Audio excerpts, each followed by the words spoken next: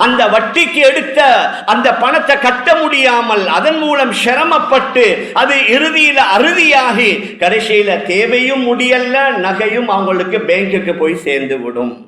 எங்கட பலர் ஊபர் அல்லது பிக்மி ஹயர் என்ன செய்யறாங்க, புக் பண்றாங்க. அவரை சேர்ந்துட்டாரு. இப்போ அவர் கேட்கிறாரு, எங்க போறீங்க, எவ்வளோ வந்தீங்க, ரைட் நீங்க இதை கேன்சல் பண்ணுங்க, வந்தாத்தான் எனக்கு தாங்கன்னு அவர் கேட்கிறாரு. நாங்க அவருக்கு கொடுக்க இயலாது, அது ஹராம். எங்களோட வீட்டுக்கு கரண்ட் பில் கூட வருது, தண்ணி பில் கூட வருது என்று யாராவது ஒரு எலக்ட்ரீஷியனை பிடித்து அந்த மீட்டரை செய்யறது அதுவும் ஹராம், இயலாது. அரசாங்கத்துக்கும் நீதமா நேர்மையா தான் நடக்கணும். கணியத்திற்குரிய பெரியார்களே, அன்பிற்குரிய கணவான்களே, சகோதரர்களே, முன்னொரு போதும் இல்லாத அளவுக்கு இன்று நம்முடைய நாட்டிலேயும் உலகத்துடைய பல பாகங்களிலேயும் வாழக்கூடிய மக்கள் பலவிதமான பிரச்சனைகளை, சவால்களை முகம் கொடுத்து கொண்டிருக்கின்றார்கள். அது பொருளாதார பிரச்சனையாக இருக்கலாம், அரசியல் ரீதியான பிரச்சனைகளாக இருக்கலாம், சமூக சீர்கேடுகளாக இருக்கலாம். இவ்வாறு நாம் பார்த்தோம் என்றால் ஒவ்வொரு வகையில பலவிதமான பிரச்சனைகளும் குழப்பங்களும் குற்றங்களும் நிறைந்து காணப்படுவதன் காரணமாக மக்கள் ஒரு வகையான நிராசையுடன் வாழ்ந்து கொண்டிருக்கின்றார்கள். ஆரம்ப காலத்தில் எப்படி அமைதியாக நிம்மதியாக வாழ்ந்தார்களோ அந்த காலம் மலை ஏறி ஒவ்வொரு நாளும் ஏதாவது ஒரு யோசனையுடன் சிந்தனையுடன் தான் வாழ்ந்து கொண்டிருக்கின்றோம். மேலான பெரியார்களே, அன்பிற்குரிய கணவான்களே, சகோதரர்களே, இதற்கு பலர் பலவிதமான காரணங்களை சொன்னாலும் அது அரசியல் ஸ்திரமற்ற தன்மை, பொருள்களுடைய விலைவாசி அதிகரிப்பு, சில வாலிப ஆண்களால பெண்களால ஏற்படக்கூடிய பாரதூரமான சில செயல்கள், முடிவுகள், இவ்வாறு நாம் பல விடயங்களை பட்டியலிடலாம். ஆனால் இவைகள் அனைத்திற்கும் மேலாக நம்முடைய இஸ்லாமியர்கள், அது ஆண்கள் பெண்கள், அவர்களை வலுவூட்டுவதற்காக வேண்டி ஆங்காங்கே ஊர்களிலும் பல நகரங்களிலும் பலவிதமான பயான் நிகழ்ச்சிகள், செமினார்கள், கவுன்சிலிங் வகுப்புகள், இவ்வாறு பல முயற்சிகள் நடந்தாலும் கூட ஒரு சிலர்களை நாம் பார்க்கலாம், இவைகள் அனைத்தையும் ஒரு புறம் தள்ளிவிட்டு அவர்கள் மனம் போன போக்கிலே வாழ்ந்து கொண்டிருக்கின்றார்கள். அதற்குரிய பெரிய உதாரணத்தை நீங்க இந்த மஸ்ஜிதுக்குள்ளேயும் மேல் மாடியில போய் பார்த்தீர்கள் என்றால் விளங்கும். சில வாலிபர்கள் மஸ்ஜிதுக்குள்ள லைஃப் டைம் காலம் எல்லாம் மொபைல் போன்ல தான் இருக்கிறார்கள். ஆனால் ஜும்ஆவுக்கு மஸ்ஜிதுக்குள்ள இந்த நடக்கக்கூடிய நிகழ்வுகளை கூட செவி மடுக்காமல், ஏன் அவர்களுக்கு சில நேரத்துல தாமதித்து வந்தால் வெயில்ல தொழ வேண்டி வரும். அதனால மஸ்ஜிதுக்குள்ள ஏசிக்குள்ள இருந்து கொண்டு நாங்க எங்கட மொபைல் போனை பார்த்து கொண்டிருப்போம். நமக்கு அடிக்கடி இந்த மாதிரியான செய்திகள் வந்து கொண்டிருக்கின்றது. உள் மஸ்ஜிதில் நம்முடைய பார்வைக்கு உட்படக்கூடியவர்கள் அல்ல, மேல் மாடிகள் உள்ள ஒரு சிலர், எல்லோரும் அல்ல, ஒரு சிலர், அவர்கள் என்ன சொன்னாலும் சரி, நீங்க சொல்வதை சொல்லுங்க, நாங்க செய்யறதை செய்து கொண்டிருப்போம் என்ற அடிப்படையில சிலர் அது அவர்கள் நினைத்த மாதிரி செய்து கொண்டும் வாழ்ந்து கொண்டிருப்பதன் காரணமாக முஸ்லிம்களுக்குத்தான் கெட்ட பெயர். பாருங்கள், இஸ்லாமியர்கள் இவ்வாறு செய்கிறார்கள், ஆண்கள் செய்கிறார்கள், பெண்கள் செய்கிறார்கள். நல்ல வேலைகளை செய்வதனுடைய ஆசை, ஆர்வம், விருப்பம் குறைந்து பாவமான காரியங்கள், தவறான காரியங்கள், அல்லாஹ் விரும்பாத பல விடயங்களுக்கு முண்டி அடித்துக் கொண்டு போட்டி போட்டுக்கொண்டு முழு இரவும் விழித்திருந்து கொண்டு பல பணங்களை செலவழித்து அதற்காக செல்லக்கூடியவர்களையும் நாம் பார்த்து கொண்டிருக்கின்றோம். நான் சுருக்கமாக இதை சொல்ல வருகிறேன் என்றால், நல்ல வேலைகளை செய்வதனுடைய ஆர்வம், விருப்பம் குன்றி குறைந்து பாவங்களின் மீது, பாவங்களை செய்வதன் மீது அவர்களுக்கு ஆர்வமும் ஆசையும் அதிகரித்து கொண்டிருக்கின்றது என்றால் இதற்குரிய பல காரணங்களில் ஒன்று, அவர்கள் உட்கொள்ளக்கூடிய உணவுல அந்த தூய்மையுடைய தன்மை குறைந்து அசுத்தமான தன்மை ஏற்பட்டது. ஏனென்றால் உணவில் மூலமாக மனிதனுடைய செயலில் வாழ்க்கையில் மிகப்பெரிய தாக்கம் உணவில் ஏற்படும், உணவின் மூலமாக ஏற்படும்.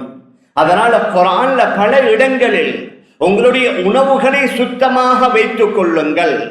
அது அல்லாஹுடைய நபிமார்கள் ரசூல்மார்களாக இருந்தாலும் சரி, உணவு நல்லதாக இருந்தால் தான் செயல்கள் நல்லதாக அமையும்.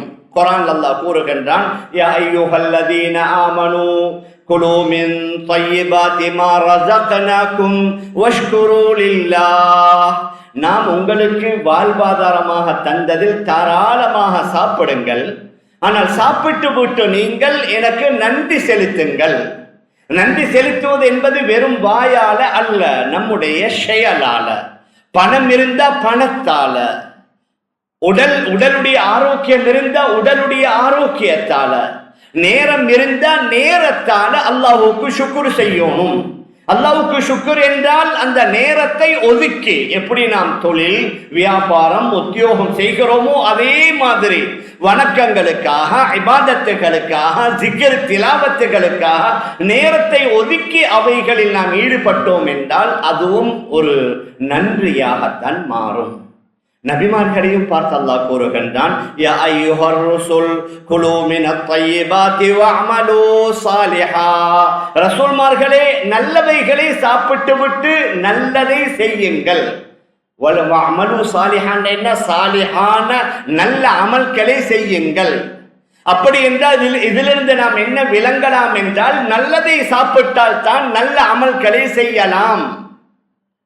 சில வேளை மார்க்கத்தில் அனுமதிக்கப்படாத தூய்மையற்றவைகளை சாப்பிட்டோம் என்றால் அந்த உடலால நல்ல வேலைகளை செய்ய முடியாது. குர்ஆன்ல கூட நாம் பார்க்கலாம், நபிமார்களுக்கும் அல்லாஹ் உத்தரவு, நீங்க சோம்பேறிகளாக இருக்கக்கூடாது, அடுத்தவர்களை நம்பி இருக்கக்கூடாது, உழைத்து வாழ வேண்டும் என்றா நாங்க பார்க்கலாம். சமீப காலமாக யாசகம் கேட்கக்கூடியவர்களுடைய அவர்களுடைய எண்ணிக்கை அதிகமாகிக் கொண்டிருக்குது. மஸ்ஜிதுகளுக்கு முன்னால மட்டுமல்ல, ஆங்காங்கே எங்கெங்க கலர் லைட் இருக்குதோ, சிக்னல் லைட் இருக்குதோ அந்த இடங்களிலேயும் நம்முடைய பல சகோதர சகோதரிகள் அடுத்தவர்களை நம்பி வாழ வேண்டாம், உழைத்து வாழுங்கள். நபிமார்களையும் அல்லாஹ் உழைத்து வாழ சொன்னான். எப்படி வாழணும், எப்படி உழைக்கணும், அதற்குரிய வழிகளை கூட அல்லாஹ் இலகுவாக்கி கொடுத்திருக்கின்றான் குர்ஆன்ல. வஅலன்னா லஹுல் ஹதீத். நாம் ஹதரத் தாவூத் அலைஹிஸ்ஸலாத்து வஸ்ஸலாம் அவர்களுக்கு இரும்பை மிருதுவாக்கி கொடுத்தோம். சொல்லிவிட்டு அல்லாஹ் கூறுகின்றான், நீங்க அந்த இரும்பால என்ன செய்யணும்? எங்கட பாஷையில சொல்லாண்டா கொல்லப்பட்டன வேலை. நீங்க இந்த இரும்பால அனிஅமல் சாபிகாத், நீங்க போர்க்கவசங்களை செய்யுங்க. அனிஅமல் சாபிகாத்தின் வகத்திர் ஃபிஸ் ஸர்தி வஅமலூ ஸாலிஹாத். நீங்க போர்க்கவசங்களை செய்யுங்கள். அந்த போர் கவசங்களில் உள்ள வளையங்களை ஒழுங்குபடுத்தி அதன் மூலம் சம்பாதித்து வஅமலு ஸாலிஹா, உணவை உண்டு நல்ல வேலைகளை செய்யுங்கள் என்று ஹதரத் தாவூத் அலைஹிஸ்ஸலாத்து வஸ்ஸலாம் அவர்களுக்கு அல்லாஹ் குறிப்பிடுகின்றான். சுலைமான் அலைஹிஸ்ஸலாத்து வஸ்ஸலாம் அவர்களுக்கு அல்லாஹ் ஜின்களை வசப்படுத்தி கொடுத்திருந்தான். அந்த ஜின்கள் தான் அவர்களுக்கு முன்னால வேலை செய்வார்கள். வமினல் ஜின்னி மய்யஅமலு பைன யதைஹி பிஇذن ரப்பிஹி. அந்த ஜின்கள் அவர்களுக்கு முன்னால அல்லாஹ்வுடைய அனுமதியை கொண்டு பல வேலைகளை செய்வார்கள். சிரமமான கஷ்டமான வேலை. يعملون له ما يشاء من محاريب وتماثيل وجفان كالجواب وقدور الراسيات. அவர்கள் என்ன செய்வார்கள்? يعملون له ما يشاء من محاريب, பெரும் பெரும் மிஹ்ராபுகளை, பெரும் பெரும் கோட்டைகளை, ஒத்தமாசீல சிற்பங்களை, வஜிஃபானின் கல் ஜவாபி, தண்ணீர் தொட்டியை போன்ற பெரும் பெரும் கொப்பரைகளை, வகுதூரில் ராசியாத், பூமியிலே பதிந்திருக்கக்கூடிய பிரமாண்டமான சமையல் பாத்திரங்களை அந்த ஜின்கள் உருவாக்குவார்கள் என்று குர்ஆன் அல்லாஹ் சொல்லிவிட்டு மீண்டும் கூறுகின்றான், யஅமலு ஆல தாவூத ஷுக்ரா. தாவூதுடைய குடும்பமே, நீங்க நன்றியை கொண்டு நன்றியுடைய செயலை செய்யுங்கள் என்றால் நன்றியின் மூலமாக அல்லாஹ்வை வணங்குங்கள். வேளாண் பெரியார்களே, சகோதரர்களே, இப்படி குர்ஆன்ல நிறைய ஆயத்துகள் எங்களுக்கு சாட்சியாக இருக்கின்றது. அதாவது நல்ல முறையில் உழைத்தால், நல்ல முறையில் சம்பாதித்தால், நல்ல முறையில் வருமானம் வந்தால் அதன் மூலம் நல்ல வேலைகளை செய்யலாம். என்ற நபி ஸல்லல்லாஹு அலைஹி வஸல்லம் அவர்கள் நுபுவத் கிடைத்ததற்கு பின்னாலும் மக்காவுல ஜுர்ஃப் என்ற இடத்துல விவசாயம் செய்தார்கள். மதீனாவுல ஜுர்ஃப் என்ற இடத்துல விவசாயம் செய்தார்கள். மக்காவுடைய அஜியாத் மலை அடிவாரங்களில் ஆடுகளை மேய்த்தார்கள். பல நபிமார்கள் பலவிதமான வேலைகளை செய்ததாக சரித்திரத்தில் கூறப்பட்டிருக்கின்றது. அதனால நபி அவர்கள் பாராட்டுவார்கள். உலகத்துல தொழில் வியாபாரம் செய்யக்கூடியவர்கள் யார் உண்மையாக நேர்மையாக செய்கிறார்களோ அவர்கள் கியாமத் நாள்ல நபிமார்களுடன் இருப்பார்கள் என்றும் கூட ஒரு ஹதீஸ்ல வருது.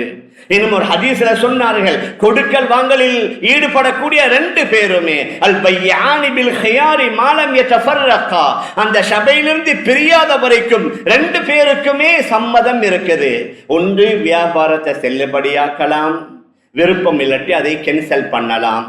சொல்லிவிட்டு என்ன சொன்னார்கள், ஃபைன் சதகா வ பையனா பூரிக ஃபீ பைஇஹிமா. 2 பேருமே உண்மையை பேசி அந்த பொருளில் ஏதாவது குறை இருந்தால் அந்த குறையை தெளிவுபடுத்தி, குறையை மறைத்து தலையில கட்டுவது அல்ல, அதிலே உள்ள குறைகளை தெளிவுபடுத்தி விட்டால் பூரிக லஹுமா ஃபீ பைஇஹிமா, 2 பேர்களுடைய வியாபாரத்தில் அல்லாஹ் பரக்கத் செய்வான். வைன் கதபா வ கதமா, 2 பேருமே பொய்யை கூறுகிறார்கள், 2 பேருமே உண்மையை அதிலுள்ள குறைகளை மறைத்து அடுத்தவருக்கு விற்க பார்க்கின்றார்கள். நபி அவர்கள் சொன்னார்கள், முஹிகத் பரக்கத்து பைஇஹிமா, 2 பேர்களுடைய வியாபாரத்தில் உள்ள பரக்கத் அளிக்கப்பட்டுவிடும். மேலான பெரியார்களே, சகோதரர்களே, ஒரு 40-50 வருடங்களுக்கு முன்னால எங்களுடைய அநேகமானவர்களுடைய வீடுகள்ல 8, 10, 12, 14 பிள்ளைகள் கூட ஒவ்வொரு வீட்டிலேயும் வளர்ந்து வாழ்ந்து வந்தார்கள். வீட்டில் உள்ள ஒரே ஒரு வாப்பா மட்டும்தான் சம்பாதிப்பார்.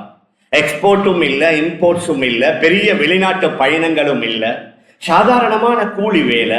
நாட்டு சைடுகளுக்கு போய் எதையாவது கிடைக்கிறத எடுத்துக்கொண்டு வந்து பகலாகுவதற்கு முன்னால் விட்டு முடித்துட்டு பகலக்கே வீட்டுக்கு சென்று விடுவார்கள். அந்த 10-12 பேர்களுடைய தேவைகளும் அழகான முறையில பூர்த்தி ஆகும். இப்பொழுது நாங்க பார்த்தோம்னா எல்லாரும் போறது, ஆம்பளையும் போற, பொம்பளையும் போற, பெரியவரும் போற, சிறியவரும் போற, படிக்கிறவரும் பார்ட் டைம் ஜாப் செய்யற.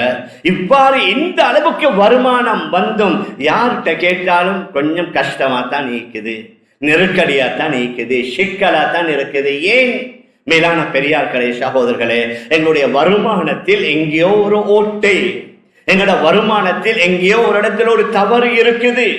மேலான பெரியார்களே, சகோதரர்களே, அதனால் அவைகளை நாம் இனம் கண்டோம் என்றால் தான் எங்கட யங்ஸ்டர்ஸ், எங்கட வாலிப சில ஆண்களும் பெண்களும் வழிபடுகிறார்கள் இல்ல, கட்டுப்படுகிறார்கள் இல்ல, பேச்சுகளை கேட்கிறார்கள் இல்ல, நல்ல விடயங்களை செய்வதற்கு ஆசை ஆர்வம் இல்ல, மறுமுனையில் பாவமான காரியங்களுக்கு முண்டி அடித்துக் கொண்டு ஓடுகிறார்கள் என்றால் முழுக்க முழுக்க தவறை அவர்களின் மேல் போட முடியாது. அதுல சில தவறுகளுக்கு நானும் கூட பொறுப்புதாரிகள். என்ன? ஏதோ அவங்களுக்கு கொடுக்கக்கூடிய உணவுகளில் ஏதாவது ஒரு வகையில ஹராம் கலந்திருக்கும். மேலான பெரியார்களே, சகோதரர்களே, அதனால நம்முடைய சலஃபு சாலிஹீன்கள் எந்த வகையிலேயும் ஹராமான உணவு வயிற்றுக்குள்ள சென்று விடக்கூடாது. அதுல ரொம்ப கவனமாக இருந்தார்கள். எங்கட நபி ஸல்லல்லாஹு அலைஹி வஸல்லம் கடுமையான கஷ்டம், வறுமை ஹதீஸ்ல தெளிவாக வருது. மரணிக்குகின்ற வரைக்கும் ஒரு நாளைக்கு 2 தடவை கோதுமை ரொட்டி சாப்பிட்ட வரலாறு இல்ல. காலையில ரொட்டிண்டா மாலையில ஈத்த பழம், மாலையில ரொட்டிண்டா காலையில ஈத்த பழம். ஹதீஸ்ல தெளிவாக வருது. கடும் சிரமம். இந்த அளவுக்கு நபி அவர்கள் நஃபுல் நோன்பு பிடிப்பாங்க. நீங்க எல்லாரும் நோன்பு பிடிக்கிறது எப்படின்னு சொன்னா, ஷஹருக்கு எழும்பி அல்ஹம்துலில்லாஹ் இரவிலையும் சாப்பிட்டு இருப்போம், சஹருக்கும் நல்ல முறையில சாப்பிட்டுட்டு தான் நாங்க நியத்து வைக்கிறது. நபி அவர்களுடைய அந்த நஃபுல் நோன்புடைய முறையை எழுதி இருக்கிறார்கள். காலையில மஸ்ஜிது நபவியில ஃபஜ்ர் தொழுகையை தொழுக வைத்து விட்டு அதற்கு பின்னால் அங்கே அமர்ந்து செய்ய வேண்டிய ஔராதுகள், திக்ருகள், திலாவத்துகள் எல்லாத்தையும் முடித்து விட்டு அதற்கு பின்னால சஹாபாக்களோட பேச வேண்டிய, செய்ய வேண்டிய மஷூராக்கள், ஆலோசனைகள் அனைத்தையும் செய்து விட்டு வீட்டுக்கு ஒரு 7 மணி 8 மணிக்கு வந்து வீட்டுல கேட்பாங்க, ஏதாவது சாப்பிட இருக்கதாண்டு இல்லைன்னு சொன்னா அப்படின்னா நான் இன்றைக்கு நோன்பு. அதனால தான் நஃபுல் நோன்பு துஹர் வரைக்கும் நீயத்து வைக்கலாம்.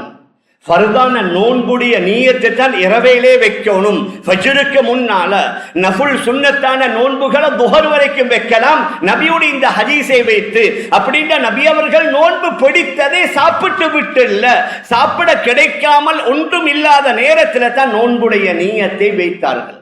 அவ்வளவு சிரமப்பட்ட நபி அவர்கள் கூட ஹதீஸ் ஷரீஃப்ல வருது, ஒரு நாள் இரவு படுக்கையில படுத்து விட்டு உறங்காமல் நித்திரை கொள்ளாமல் அங்கும் இங்கும் புரண்டு கொண்டு இருக்கிறார்கள். ஒரு மனைவி கேட்கிறார்கள், யா ரசூலல்லாஹ் அரக்கத்தல்லே இல்ல, என்ன இன்றைக்கு நீங்க இரவு தூங்காம விழித்து கொண்டே இருக்கிறீங்க? இல்ல, வஜத்து தஹ்த ஜன்பி தம்ரா, நான் எங்கட வீட்டுல ஒரு மூலையில ஒரு ஈத்த பழம் ஒன்று இருந்துச்சு. அந்த காலத்துல பெரிய அளவுல பெக்கிங் இல்லை, ஜகாத்துடைய ஈத்த பழங்களை ஆங்காங்கே கொண்டு வந்து வீட்டு மூலையில குமித்து வைத்திருப்பார்கள். ஒரு பேரீத்த பழம் ஒன்று இருந்துச்சு. பசியுடைய கொடுமையின் காரணமாக அதை எடுத்து சாப்பிட்டு விட்டேன். ஆனால் இப்பொழுது தான் நான் யோசிக்கிறேன், அது ஜகாத்துடைய பேரீத்த பழமண்டா, நாங்க சையீத் வம்சம், நாங்க நபியுடைய ஹாஷிமி வம்சம், நாங்க ஜகாத்தை சாப்பிடக்கூடாத ஒன்றை சாப்பிட்டு விட்டேனோ என்பதனால அந்த யோசனையினால தான் எனக்கு தூக்கமே செல்வதில்லை என்றார்கள். ஹதரத் உமர் இப்னு அப்துல் அசீஸ் ரஹிமஹுல்லாஹ் மிகப்பெரிய ஒரு ஆட்சியாளர். மறுமுனையில் அல்லாஹ் செல்வத்தையும் கொடுத்திருந்தான், வியாபாரி. ஒரு நாள் அவருடைய பேரீத்த தோட்டங்களிலிருந்து ஒட்டகங்களாக பேரீத்த தோட்டங்களிலிருந்து பேரீத்த பழங்கள் கொண்டு வரப்படுகின்றது. அதாவது பேரீத்த பழங்களை ஏற்றுவதற்கு அவருக்கு ஒட்டகம் கிடைக்காததுனால அவர்கிட்ட வேலை செய்யற ஒரு ஆள் பைத்துல் மாலுடைய ஒட்டகத்தில் அந்த பழங்களை ஏற்றி வந்தார். சொல்லிட்டாரு, பைத்துல் மாலுடைய அந்த ஒட்டகம் அது பைத்துல் மாலுடைய வேலைக்கு உரியது மட்டுமே தவிர என்னுடைய சொந்த வேலைக்கு அதை பாவிக்கலா. அதனால முழு பேரீத்தம் பழங்களையும் பைத்துல் மாலில சேர்த்ததாக சரித்திரம் கூறுகின்றது. மேலான பெரியார்களே, சகோதரர்களே, இப்படி நிறைய வரலாற்று சான்றுகள் எங்களுக்கு முன்னாலே இருக்க இப்பொழுது நாம் நம்முடைய சம்பாத்தியத்தை பார்க்கலாம். ஒரு சிலர் நினைக்கலாம், பேங்கோட சம்பந்தப்பட்ட லோன் எடுக்கிறது, ஓடியில பணம் எடுக்கிறது, லீஸ்ல வாகனம் வாங்கிறது மட்டும் தான் ஹராம் இல்ல, அதுவும் ஹராம். அது போன்ற சில விடயங்களை நாங்க செய்து கொண்டிருக்கிறோம் ஹராம் என்று விளங்காமல். எங்களோட அநேகமான பெண்கள் ஏதாவது தேவை ஏற்பட்ட உடனடியா நகைகளை கொண்டு போய் அடகு வைக்கிறது, அதுவும் ஹராம் தானே. எங்களுடைய இலங்கையில் உள்ள ஒரு சிந்தனை என்னன்னா, பெண்கள்கிட்ட இந்த அவங்க தீக்கிற நகை என்னமோ ஃபர்து ஐன் மாதிரி, எது வந்தாலும் நகைகளை விற்கிறல்ல, எந்த பிரச்சனை வந்தாலும் வேணுமெண்டா ஈடு வைங்க, அடகு வைங்க, அடகு வச்சு அந்த வட்டிக்கு பணம் எடுக்கிறதுனால தான் பரக்கத்தே இல்லை. அந்த வட்டிக்கு எடுத்த அந்த பணத்தை கட்ட முடியாமல் அதன் மூலம் சிரமப்பட்டு அது இறுதியில அறுதியாகி கடைசியில தேவையும் முடியல, நகையும் அவங்களுக்கு பேங்குக்கு போய் சேர்ந்து விடும்.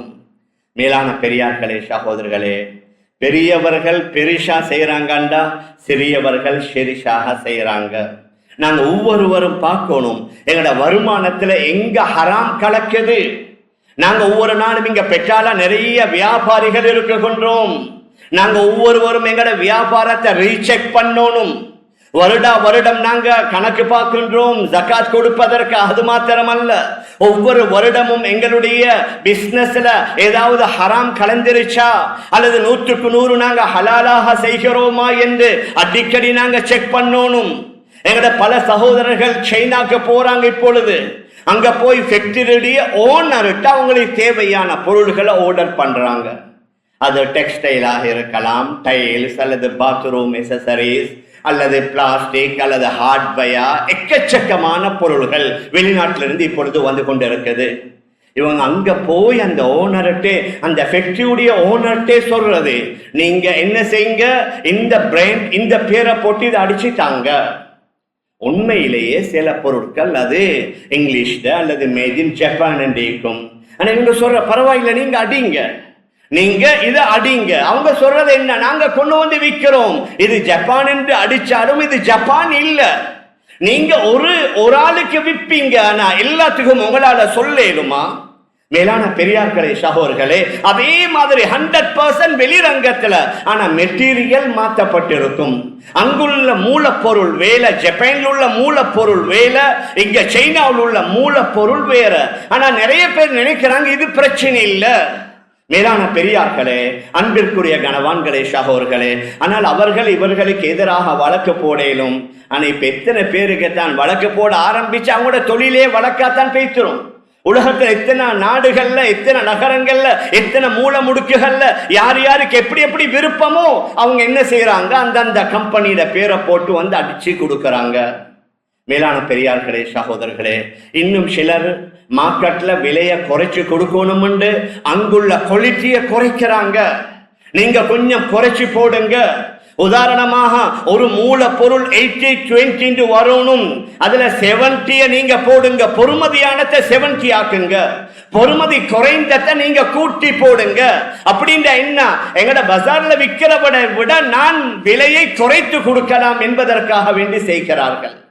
மேலான பெரியார்களே சகோதரர்களே, இது உங்களுக்கு என்ன விட கூடுதலாக பஜாரில் புலங்குறவங்களுக்கு தெரியும். எந்த ஒரு பொருளை எடுத்துக்கொண்டாலும் அது ஸ்டீல் அல்லது அது இரும்பாக இருக்கலாம், அதில் என்னென்ன மிக்ஸ் பண்ணப்படுது, அல்லது வேற நகைகளாக இருக்கலாம். சில வேளை 22 கேரட் என்று சொல்லி நகைகளுக்கு பில்ல போடுவாங்க. செய்து முடித்ததற்கு பின்னால வேறொரு கடையில் அந்த நகையை போய் செக் பண்ணி சொல்லுவாங்க 22 இல்லை 21 கேரட் தான் இதுல இருக்குது. மேலான பெரியார்களே சகோதரர்களே, அநேகமாக சில பெக் ஃபுட் ஐட்டங்கள் பெக் பண்ணி வருது. அதுல சொல்லுவாங்க 1 கிலோ நெட் வெயிட் 1 கிலோன்னு போட்டு இருப்பாங்க. நிறுத்தி பார்த்தா 1 கிலோ இருக்காது. சில வேளை ஒரு 50 கிராம் 25 கிராம், ஒரு பெக்ல 50 கிராம் குறைச்சா 1000 பெக்ல எத்தனை கிராம், 10,000 பெக்ல எத்தனை கிராம். மேலான பெரியார்களே, அன்பிற்குரிய கணவான்களே சகோதரர்கள், இப்படியே சாதாரணமான இந்த சின்ன செலோடேப் ரோல் எடுத்து பாருங்க, பார்க்கலாம். அதுல எத்தனை 1000 யார் அல்லது 100 யார் அளந்து பார்க்க போறார்? யாராவது இதுவா அளந்து பார்க்க மாட்டார்கள். ஆனா செய்யறவங்களுக்கு தெரியும். இவர் போய் சொல்லுவார், இதுல இத்தனை யாரை வச்சு நீங்க செலோடேப் அந்த ரோலை நீங்க செய்யுங்க. அது மேலான பெரியார்களே சகோதரர்களே, அதே மாதிரி இன்றைக்கு மருந்து வகைகளை நாங்க எடுத்துக்கொள்ளலாம். மருந்து வகைகள் சரியான விலை கூட. இங்கிலீஷ், யூரோப், அமெரிக்காவுடைய சில மாத்திரைகள் சரியான விலை, ஆனா அந்த மருந்து சரியான தட்டுப்பாடு. அதனால அதே பேரை போட்டு இங்க செய்வாங்க. செய்கிறவர்கள் மாத்திரமல்ல, இன்றைக்கு எங்கட சிலர்கள் இருக்கிறாங்க, அவர்கள் தான் டாக்டர்மாருக்கு போய் இந்த மருந்துகளை அறிமுகம் செய்யறவங்க. அந்த பெரிய பெரிய டாக்டர்மார்களுக்கு கொடுக்கிற லஞ்சம் பணம் அல்ல, அவங்களுக்கு ஏர் டிக்கெட் கொடுக்கிற, அவங்களுக்கு சிங்கப்பூர் பயணம், உங்களுக்கு நீங்க யூரோப் போயிட்டு வரலாம், உங்களுக்கு ஃபுல் புக்கிங் ஃபுல் போர்ட் நாங்க ஏற்பாடு செஞ்சு தாரோம். எல்லோரும் அல்ல, இதுல சிலர் நல்லவர்கள் இருக்கிறாங்க, நான் இல்லைன்னு சொல்லல. ஆனால் வார நோயாளிகளுக்கு என்ன நடந்தாலும் பரவாயில்லை, சிலர்கள் ஆக கூடுதலான பொறுமதியான இந்த மருந்தை மார்க்கெட் பண்ணணும் என்பதற்காக அந்த வைத்தியர்களுக்காக பல விடயங்களை கொடுப்பாங்க. அவர்கள் அந்த மருந்துகளை தான் அவர்கள் எழுதுவார்கள். இப்படி நான் எதை சொல்ல வரேன்டா, எங்கட பஜாரில் மார்க்கெட்டில் எக்கச்சக்கமான ஏமாற்றுதல்கள், மோசடிகள், அநியாயங்கள் நடக்குகின்றன. ஏதாவது ஒரு வகையில் நாங்கள் அதற்கு துணை போனா நாங்களும் பாவிகள், நாங்களும் குற்றவாளி. குர்ஆன் அல்லாஹ் கூறுகின்றான், வதஆவனு அலல் பிர்ரி வத்தக்வா, நல்ல தக்வாவான விடயங்களுக்கு உதவி செய்யுங்க. வலா தஆவனு அலல் இஸ்மி வல் உத்வான், பாவமான அல்லது விரோதமான காரியங்களுக்கு உதவி செய்யாதீங்க. எங்களுக்கு ஆக விளங்குற ஒரு உதாரணம் உண்டா, எங்கட பலர் ஊபர் அல்லது பிக்மி ஹயர் என்ன செய்யறாங்க, புக் பண்றாங்க. அவரை வந்து சேர்ந்துட்டாரு. இப்போ அவர் கேட்கிறாரு, எங்க போறீங்க, எவ்வளோ வந்தீங்க, ரைட் நீங்க இதை கேன்சல் பண்ணுங்க, வந்தாத்தான் எனக்கு தாங்கன்னு அவர் கேட்கிறாரு. நாங்க அவருக்கு கொடுக்க இயலாது, அது ஹராம். ஏன்? அவர் அந்த கம்பெனியோட ஒரு எக்ரிமெண்ட் சைன் பண்ணிக்கிறாரு. அந்த கம்பெனி தான் இவருக்கு ஹயர் எடுத்து கொடுத்திருக்கிறாங்க. அவர் சொல்றாரு, இல்ல இல்ல பரவாயில்ல கேன்சல் பண்ணுங்கன்னு சொல்லி. நான் எதை சொல்ல பாருங்க, இப்படி ஒவ்வொரு நாளும் எங்களை அறியாமல் பல தவறுகள் குற்றங்கள் நடக்குது. எங்களோட வீட்டுக்கு கரண்ட் பில் கூட வருது, தண்ணி பில் கூட வருது என்று யாராவது ஒரு எலக்ட்ரீஷியனை பிடித்து அந்த மீட்டரை செய்யறது அதுவும் ஹராம், ஏலாது. அரசாங்கத்துக்கும் நீதமா நேர்மையா தான் நடக்கணும். அரசாங்கத்துக்கும் தவறுதலாக ஹரமாக நடக்க முடியாதுன்னு எங்களை ஷரியா கூறிக்கொண்டிருக்கின்றது. மேலான பெரியார்களே, அன்பிற்குரிய கணவான்களே, சகோதரர்களே, அது வியாபாரம் கொடுக்கல் வாங்கல். இப்ப பஜார்ல நடக்கிறது அநேகமாக ஒரு ஆளுடைய கையிலுக்கு அவசரமா பணம் தேவை, அவருடைய கையில செக் கொண்டிருக்குது. ஒரு மாதத்திற்கு பின்னால்தான் செக் பாஸ் ஆகுது. உதாரணமா 1 லட்சத்துடைய ஒரு செக், அவசரமா பணம் தேவை. ஒரு ஆள்கிட்ட போயிட்டு சொல்றாரு, ரைட், எனக்கு நீங்க 95,000 ரூபாய் தாங்க, இந்த செக்கை நீங்க வச்சுக்கோங்க. இது ஏலாது, ஹராம். மேலான பெரியார்களே, சகோதரர்களே, ஹாபருக்கு சாமான் வந்திருக்குது, அந்த சாமானை கிளியர் பண்ணணும். இப்ப என்ன செய்யறாரு, அவர்கிட்ட பணம் இல்ல, ஒரு 5 மில்லியன் தேவை, டியூட்டி கட்டணும், சாமான வெளியில் எடுக்கணும். ஒரு ஆள்கிட்ட போயிட்டு சொல்றாரு, நீங்க ஒரு 5 மில்லியன் தாங்க, எனக்கு நான் இத உங்களுக்கு ஒரு கூடுதலா 5.2 மில்லியன் தாரேன், 52 லட்சம் தாரேன், 53 லட்சம் தாரேன். நிறைய பணம் வைத்திருக்கிறவர்கள் இப்படி சம்பாதிக்கிறாங்க. அவங்க சும்மா ஃப்ரீயா இருந்து கொண்டு கஷ்டப்படாம சிரமப்படாம மேலுக்கு நோகாம என்ன செய்யறது, அவருக்கு பணத்தை கொடுக்கிறது, நீங்க கிளியர் பண்ணிட்டு வந்ததோட எனக்கு இவ்வளவு ப்ராஃபிட்டோட தந்துருங்க, ஏலாது. ஒன்று, அவருடன் நீங்க நேரடியாக சம்பந்தப்படணும், பார்ட்னர் ஆகணும். அது மார்க்கத்தில் முஷாரக்கா, முபாரபா, அதே மாதிரி இன்னும் பல வகைகள் இருக்குது. அதுல ஏதாவது ஒரு வகையில சேர்ந்தா பரவாயில்லை. அந்த பொருளை பர்ச்சேஸ் பண்ற நேரத்தில் நீங்க அவரோட பார்ட்னர் ஆகி இருக்கணும். அல்லது ஹாபரில் வந்த சாமான எடுக்கிறதுக்கு ஒரு அழகான வழி என்ன, இப்ப அந்த சாமானுக்குரிய பொருள்களுக்குரிய டியூட்டி கட்ட எனக்கு பணம் இல்லை, நான் ஒரு ஆள்கிட்ட போய் சொல்றேன், இவ்வளவு பொறுமதியான சாமான் பொருள்கள் வந்திருக்குது, அதை நான் உங்களுக்கு விற்கிறேன், எனக்கு காஸ்ட் இவ்வளவு, உதாரணமா 5 மில்லியன், நான் 5.5க்கு உங்களுக்கு 55 லட்சத்துக்கு உங்களுக்கு நான் விற்கிறேன், நீங்க எங்களிடமிருந்து வாங்கிக்கோங்கன்னு சொல்லி அவருக்கு அந்த பொருளை அங்கே வச்சு கொடுக்கிறது. அவர் வாங்குறாரு, அவருடைய கைக்கு வந்ததற்கு பின்னால அவர் ஒரு ப்ராஃபிட்டை வச்சு, சரி உங்களுக்கு நான் 57 லட்சத்துக்கு திருப்பி உங்களுக்கு நான் விற்கிறேன், அல்லது 60 லட்சத்துக்கு உங்களுக்கு நான் விற்கிறேன் என்றா பரவாயில்லை. இது முறை, ஹலாலாக ஆக்கக்கூடிய முறை. மேலான பெரியார்களே, சகோதரர்களே, ஆனால் இந்த முறைகள் அநேகமாக பார்க்கப்படுவதில்லை. ஏதாவது ஒரு அடிப்படையில ப்ராஃபிட் வரணும். வெளியூர்களுக்கு நிறைய பேர் போறாங்க, சரி வைங்களே, நாட்டு சைட்ல இருந்து கொழும்புக்கு ஒரு ஆள் வாராரு, நாட்டு சைட்டில் உள்ள ஒரு ஆள் தூரம், அவருக்கு வந்து போவதற்குரிய நேரம் இல்லை, வசதி இல்லை, ஒரு பணத்தை கொடுத்து கொழும்பால நீங்க எனக்கு இந்த பொருளை வாங்கி கொண்டு வந்து தாங்கன்றாரு. உண்மையிலேயே அந்த பொருள் ஒரு 5,000 ரூபாண்டா, இவர் என்ன செய்யறாரு, 6,000 ரூபான்னு கொடுத்து அது ஏலாது, ஹராம்.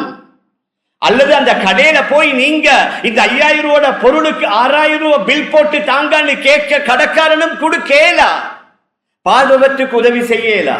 அவர் சொல்லுவார், அப்படின்னு இந்த கஸ்டமரை விட்டா நான் எப்படி பிசினஸ் செய்யறேன்? இதுதான் ஹலாலான பிசினஸ்ல சிரமம் இருக்குது. வெளிநாடுகளில் போறவர்கள், உதாரணமாக வெளிநாட்டு போறாங்க, அங்க பொருள் ஒன்று குறைவாக இருக்குது, நீங்க கொஞ்சம் எனக்கு இதை வாங்கி கொண்டு வந்து தாங்காண்டு என்ற உங்களை வாங்குவதற்குத்தான், நீங்க அதே விலைக்கு அவருக்கு வாங்கி தரணும் என்ற நீயத்துல தான் உங்களை அனுப்புறாரு. நீங்க சிங்கப்பூர்லயோ துபாயிலையோ போயிட்டு அந்த பொருளை வாங்கி, நான் ஹோட்டல்ல இருந்து டாக்ஸி பிடிச்சேன், மார்க்கெட் போனேன், அந்த பொருளை தேடினேன், என்னுடைய நேர காலம் போச்சு, அதனால நான் 100 திர்ஹம் அல்லது 100 சிங்கப்பூர் டாலர் எக்ஸ்ட்ரா வச்சு அவருக்கு கொடுக்கலாம். ஆனா அவர்கிட்ட நீங்க கேட்கலாம், இதனுடைய விலை இவ்வளவு தான், ஆனா நான் சிரமப்பட்டிருக்கிறேன், நான் டாக்ஸி பிடித்தேன், நான் அங்க போனேன், என்னுடைய 4-5 அவர் கூடுதலா போயிருக்குது, அதனால எனக்கு இவ்வளவு செலவு போயிருக்குது, நீங்க அதை தந்தா தான் எனக்கு நல்ல வைக்க கேட்கலாம், பிரச்சனை இல்லை. ஆனா நீங்க என்ன சொல்றது, நானும் ஒரு விலை வச்சு கொடுத்தேன், நீங்க விலை வச்சு கொடுக்கறதுக்கு அவருடைய பிசினஸ் செய்யலையே, ஒரு பொருளை வாங்கி தருவதற்கு உங்களை அவர் என்ன செய்திருக்கிறார், அனுப்பிக்கிறார். இப்போ உதாரணமா நாங்க ஒரு பிள்ளைகிட்ட பணத்தை கொடுத்து அனுப்புறோம், கடையில் இதை வாங்கிக்கொண்டு வாங்காண்டு அவரோட பிசினஸ் செய்யல, அவரை நாங்க உதாரணமாக வெளிநாட்டு போறவங்க பெரிய பெரிய முதலாளிமார் அவங்களோட மேனேஜர்மார அனுப்புறது பர்ச்சேஸ் பண்ண, அவர்களும் அங்க அநியாயம் செய்யலாம். அங்க போய் அந்த ஏஜென்ட்மார்களோட பேசி, நீங்க இந்த பொருளுக்கு இவ்வளவு போடுங்க, ஹோட்டலுக்கு இவ்வளவு போடுங்க, உணவுக்கு இவ்வளவு போடுங்கன்னு மாத்தி போடவும் மேலாது. மேலான பெரியார்களே, சகோதரர்களே, நேரம் இல்லை, இப்படி நீங்க சொன்னா இதே மாதிரி 100 விடயங்கள் சொல்லுவீங்க. இப்படி எல்லாம் பஜார்ல நடக்குது. மேலான பெரியார்களே, சகோர்களே, இப்படி நடக்கிறதுனால தான் எங்களோட வருமானத்துல அந்த பரிசுத்த தன்மை குறைஞ்சிருக்குது. பிசினஸ் மட்டுமல்ல, ஒர்க் பண்றவங்களும் அப்படித்தான். அது அரசாங்க ஜொப்பாக இருக்கலாம், அல்லது இந்த மஸ்ஜிதுக்கு பின்னால் உள்ள பெரிய ஒரு நிறுவனம். அங்க வேலை செய்யறவங்கள்ட்ட கேட்டு பாருங்க, பார்க்கலாம். அவர்கள் எத்தனை மணிக்கு வேலைக்கு போறாங்க, எத்தனை மணிக்கு வாராங்க. அவர்கள் போற நேரம் பேய்த்து அவர்கள் பிங்கர் பிரிண்ட் வைப்பாங்க. இடையில் உள்ள அந்த 8 மணி நேரம் முழுக்க அங்க செலவழிக்கிறாங்களா, வேலை செய்றீங்களான்னு கேட்டு பாருங்க. மேலான பெரியார்களே, சகோதரர்களே, அரசாங்க நிறுவனங்கள்ல மிகப்பெரிய மிஸ்யூஸ், அதாவது தனிப்பட்ட நிறுவனங்கள்ல அங்கேயும் நடக்கத்தான் செய்யுது. அங்க போய் உதாரணமாக ஒரு பெரிய போஸ்ட்ல இருக்கிறாரு, அவருக்கு ஆபீஸ் வாரதற்கு வாகனம் கொடுத்திருந்தா அந்த வாகனத்துல புள்ளை ஸ்கூலுக்கு கூட்டி கொண்டு போவேலா, அந்த வாகனத்துல வைஃபை ஏற்றி கொண்டு டாக்டர்கிட்ட போவேலா. அவரு கொடுத்திருக்கிறது என்ன, ஆபீஸ் வேலைக்கு மாத்திரம்.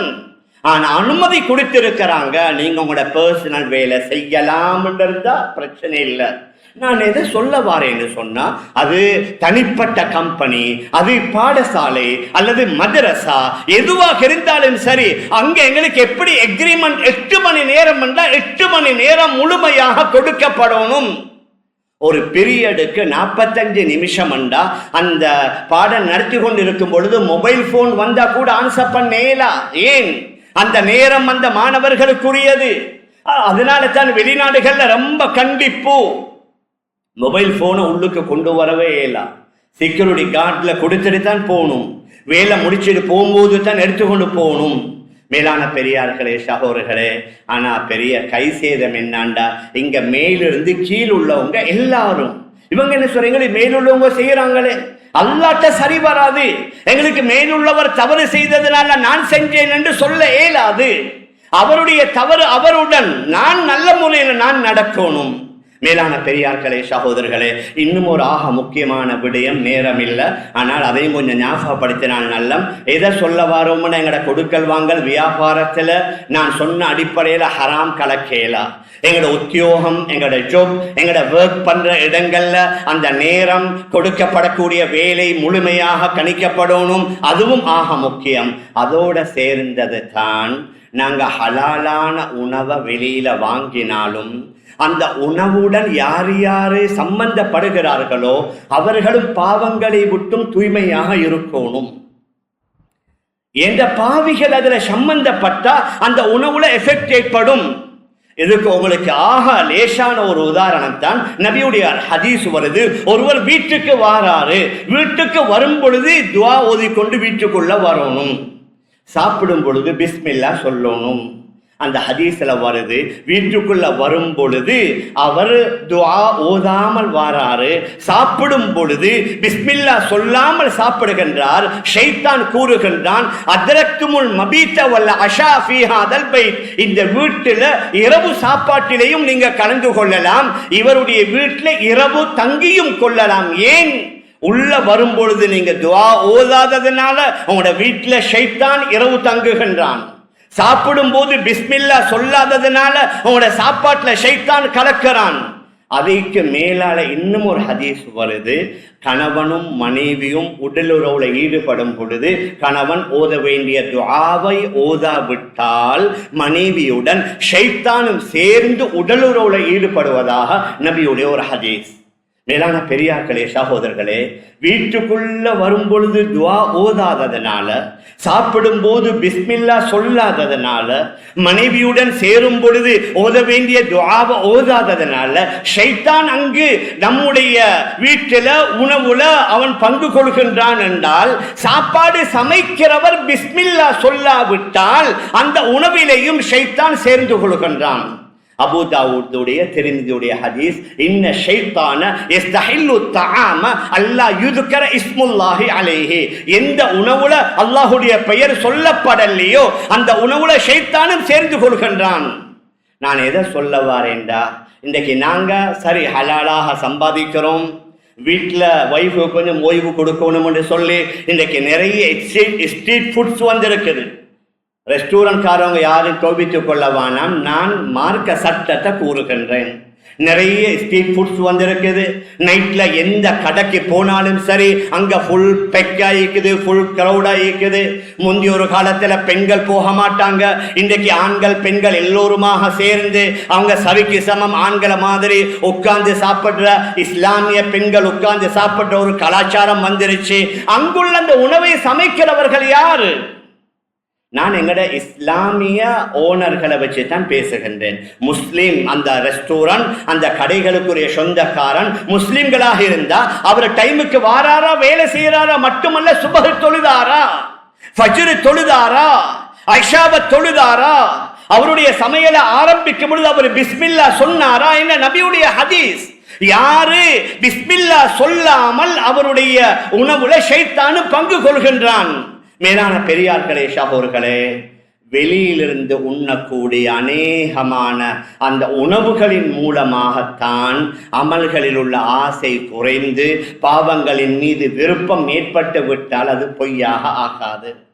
முந்தைய ஒரு காலத்துல வீட்டுக்கு யாரு வந்தாலும் எங்களோட பெண்கள் அவங்களோட கையால சமைப்பாங்க. இதை நாங்க ஒரு நல்ல மனிதர், நல்ல ஒரு ஆலிம், நல்ல ஒரு பெண் வந்திருக்கிறா, எங்களோட கையால சமைக்கணும். மேலான பெரியார்களே, சகோதரர்களே, ஏன் அந்த பெண்மணிகள் வீட்டுக்குள்ள அமல்கள்ல இபாதத்தில் ஈடுபட்டு சமைக்கிறாங்க, அதுல ஹைர் இருக்குது. ஆனால் இப்பொழுது நாங்க பார்க்கலாம் சில வீடுகள்ல வீட்டு கிளீனிங்க்கு சேவன் பரவாயில்லை, ஆனால் சமைக்கிறதுக்கும் வீட்டுல வேலை செய்யற முஸ்லிம் அல்லாதவர்கள்ட்ட கொடுத்தா அந்த உணவு எப்படி இருக்கும்? எங்கட பிள்ளைகளை இவங்க மொபைல் போனை பார்க்கறதுக்காக எங்கட பிள்ளைகளை காலை முதல் மாலை வரைக்கும் அவர்களை பராமரிக்கிற பொறுப்பு அந்த பெண்கள்கிட்ட கொடுத்தா அந்த பிள்ளைகளுடைய வளர்ப்பு எப்படி இருக்கும்? இது பெரிய ஒரு சப்ஜெக்ட் ஒன்று. மேலான பெரியார்களே, அன்பிற்குரிய கணவான்களே, சகோதரர்களே, எங்க யாரு அமல் இபாத செய்துவிட்டு ஃபஜ்ரை தொழுதுவிட்டு குர்ஆன் திக்ர்களை ஓதிவிட்டு சமைக்கிறாங்களோ அந்த சமையல்ல பரக்கத் இருக்குது. நிறைய ஹதீஸ்ல ஆதாரம். கந்தக் யுத்தத்துல ஜாபிர் ரலியல்லாஹு அன்ஹு ஒரு விருந்து கொடுத்தாங்க. அந்த வெறும் ஒரு ஆட்டுக்குட்டி 1000 பேருக்கு மேல சாப்பிட்டதாக புகாரியில வருது. ஹதரத் அபூபக்கர் ரலியல்லாஹு அன்ஹு ஒரு 5-6 பேருக்குள்ள விருந்த நூற்றுக்கணக்கானவர்கள் சாப்பிட்டதாக புகாரியில வருது. ஏன்? அந்த நல்லவர்கள் அதுல சம்பந்தப்பட்டாங்க. அதனால என்னுடைய விருப்பம் என்ன? வீட்டுல எங்கட சமைக்கிற வேலை எங்கட பெண்கள் தான் செய்யணும். அமல் இபாதத் செய்யற எங்கட தாய்மார்கள் சகோதரிகள் செய்யணும்.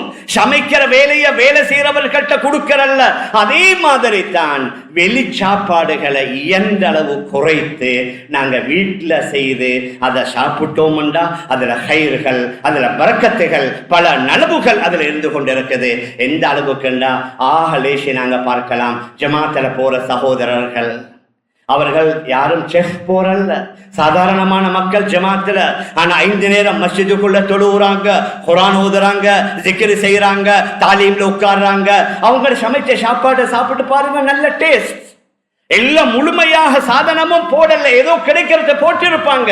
ஏன்? அந்த அமல் இபாதத்தை வைத்து அந்த சாப்பாட்டுல வெளி டேஸ்ட் மட்டுமல்ல, அந்த உணவை உண்டதின் மூலமாக நல்ல வேலைகளை செய்யக்கூடிய ஆசை ஆர்வம் ஏற்படும்.